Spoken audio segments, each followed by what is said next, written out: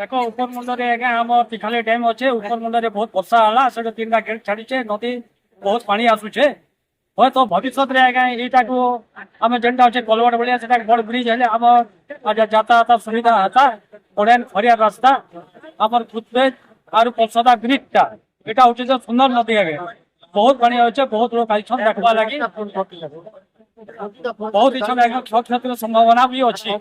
आज्ञा भरीटा आज राति बहुत पानी है लगे 2-3 दिन टे होता आज राति बहुत वर्षा है भरीटा